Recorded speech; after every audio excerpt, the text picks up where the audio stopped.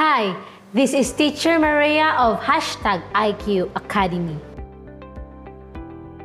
Sa araw na ito, pag-aralan natin ang dalawang ayos ng pangungusap. Una, karaniwan o tuwid. Pangalawa, di karaniwan o kabalikan. Ano nga ba ang kaibahan sa dalawang ayos ng pangungusap? Malalaman natin yan ngayon. Ang pangungusap ay isang tuwid o karaniwan na ayos kung nagsisimula ito sa panaguri o predicate at nagtatapos sa paksa o simuno. Narito ang mga halimbawa. Maganda ako. Ang salitang maganda ay panaguri at ang salitang ako ay simuno o paksa. Masaya sila. Ang salitang masaya ay isang panaguri at ang salitang sila ay isang simuno. Kung ating titingnan, sa karaniwan o tuwid na ayos ng pangungusap, nasa unahan ang panaguri at sinusundan naman ng simuno. Narito ang mga halimbawa ng karaniwan o tuwid na ayos. Nagpunta kami sa Luneta noong linggo. Bumili ng mga bulaklak si Ana. Nag-araro ng bukid si Tonyo.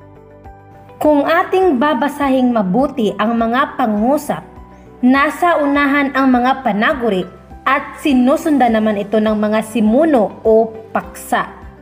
Itinapon ni Maria ang mga luma niyang damit. Itinapon ang mga lumang damit ay panaguri at ang salitang Maria ay ang simuno. Nakagat ng aso si Reo. Naiwan si kuya ng bus. Naiwan ng bus ang panaguri at ang salitang kuya naman ang simuno. Nauuna ang panaguri at nagtatapos sa simuno. Ito ang kadalasang ginagamit natin lalo na sa pasalitang gawain. Tandaan na ang pangungusap ay isang karaniwan o tuwid kung sa unang bahagi binubuo ito ng panaguri at simuno sa huling bahagi. Di karaniwang ayos naman ang pangungusap kung nagsisimula ito sa paksa o simuno at nagtatapos sa panaguri o predicate. Kalimitang nakakabit ang salitang ay sa unahan ng pandiwa o verb. The word di karaniwan means uncommon, kabalikan means reverse. Minsan, gumagamit ito ng siya ay or ang ay. Halimbawa, si Jaime ay matangkad. Ito ang halimbawa ng di karaniwan na pangungusap. Kung ating titingnan, may ay ito sa pangungusap.